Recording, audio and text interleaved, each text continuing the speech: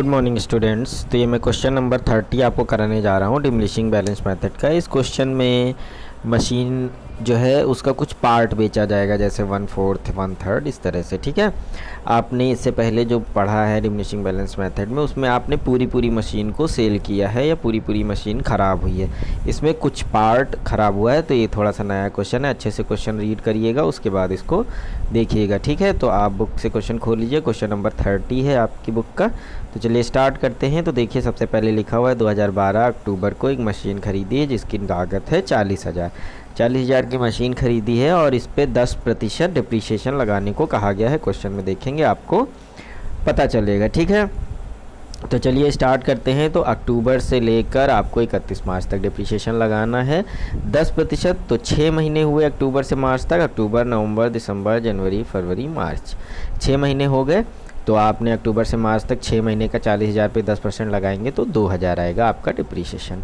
फिर आप 40,000 से 2,000 माइनस करेंगे तो आपका बाई बैलेंस 38,000 आ जाएगा 2013 31 मार्च को। ठीक है, देन हम इस बैलेंस को अगले साल 2013 1 अप्रैल को ट्रांसफ़र कर लेंगे और फिर हम अप्रैल से लेकर मार्च तक डिप्रिसिएशन पूरे ईयर का लगाएंगे। किस पे?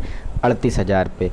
और 38,000 का 10% आ जाएगा 3,800। जैसा कि आपको पता ही है कि डिमिनिशिंग बैलेंस मेथड में जो बैलेंस आता है उस पर हम डिप्रिसिएशन काटते हैं या निकालते हैं। ठीक है, फिर आप 38,000 से 3,800 डिप्रिसिएशन माइनस करेंगे तो आपका बाई बैलेंस 34,200 आ जाएगा। ठीक है, अब हम इस बैलेंस को नेक्स्ट ईयर फिर से ट्रांसफ़र कर लेंगे 1 अप्रैल 2014 को 34,200 टू बैलेंस BD यानी ब्रॉड डाउन। ठीक है, अब इसने कहा है कि 1 जनवरी 2015 को इस मशीन का 1/4 भाग बेच दिया गया 6,000 में।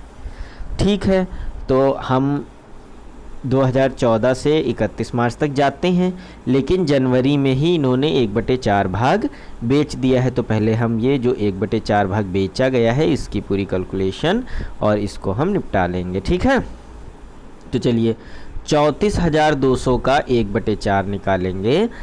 पहले तो आपने कितना बेचा है? बाई बैंक 6,000 रुपये का बिका है 1/4 भाग। ठीक है, और अब अगर आपके पास अप्रैल 2014 से 2015 जनवरी तक मशीन रही है तो उस 1/4 भाग पर डिप्रिसिएशन भी आप चार्ज करेंगे, है ना। तो चलिए वर्किंग नोट में मैं आपको दिखाता हूँ कि किस तरह से इसकी कैलकुलेशन की गई है। ठीक है, तो आप देखिए ये यहाँ पर आ गए हम।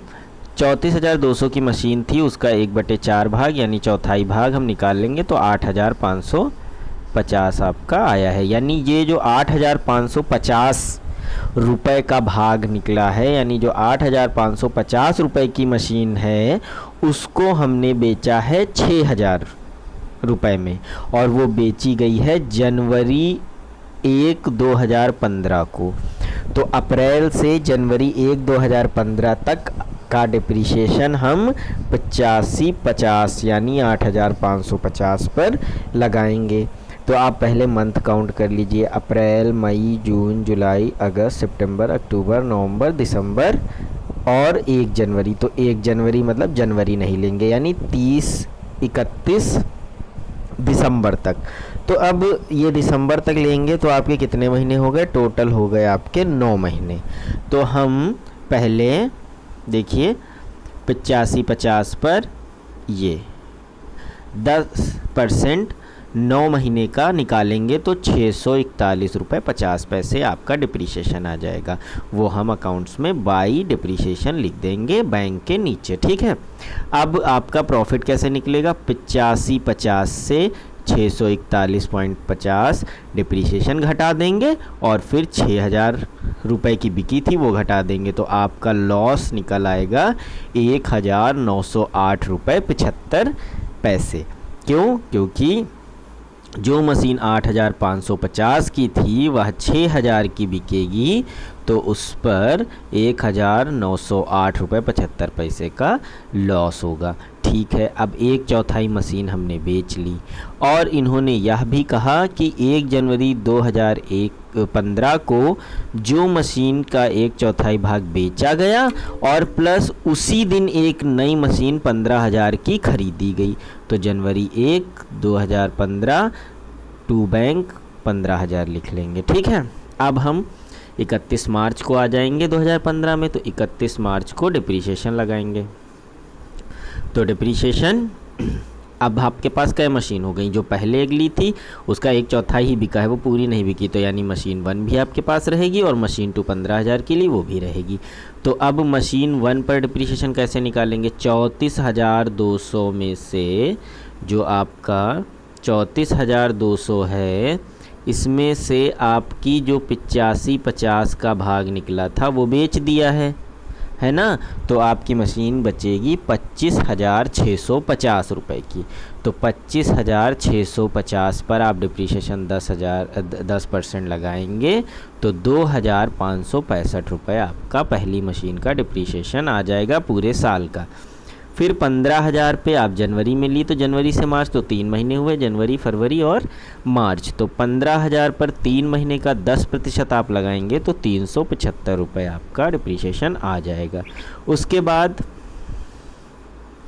25,650 से 2,565 जो आपका पहली मशीन का डिप्रीशिएशन आया है उसको घटाएंगे तो आपका 23,085 रुपये पहली मशीन का बैलेंस बचेगा, और 15,000 से 375 घटाएंगे तो 14,625 आपका मशीन का दूसरी मशीन का बैलेंस बचेगा। ठीक है, इन दोनों बैलेंस को जोड़ लेंगे 37,710 आ जाएगा, और इन दोनों बैलेंस को हम नेक्स्ट ईयर ट्रांसफ़र कर लेंगे क्योंकि उन्होंने बुक में कहा है कि 2015-16 तक के खाते आपको बनाने हैं। ठीक, 23,085 रुपये की मशीन है, इस पर 10% निकालेंगे तो 2,308 रुपये 50 पैसे पहली मशीन का डिप्रीशिएशन निकलेगा। फिर 14,625 की दूसरी मशीन है, उसका 10% निकालेंगे 1,462 रुपये 50 पैसे डिप्रीशिएशन आ जाएगा। फिर दोनों डिप्रीशिएशन को प्लस कर लेंगे 3,771 रुपये आ जाएगा। 23,085 रुपये से 2,308 रुपये 50 पैसे घटाएंगे तो 20,776 रुपये 50 पैसे बचेगा, और 14,625 रुपये से 1,462 रुपये 50 पैसे घटाएंगे तो 13,162 रुपये 50 पैसे बचेगा। फिर दोनों बैलेंस को हम प्लस कर लेंगे तो 33,939 रुपये आपका मशीन का खाते का बैलेंस आ जाएगा। पहले आप क्वेश्चन को अच्छे से पढ़ेंगे, देन आपको समझ आएगा। पूरा वर्किंग नोट भी मैंने देखिए नीचे दिखाया है पर ईयर कि किस प्रकार से इसमें डिप्रीशिएशन चार्ज होगा और किस प्रकार से आपका मशीन बेची गई है। ठीक है, तो आप इसे अच्छे से देखिए, क्वेश्चन पढ़िए पहले, फिर समझिए, जो ना समझ आए वो आप मुझसे पूछिए और कंसल्ट करिए, मैसेज करिए, कमेंट करिए। Okay, good bye.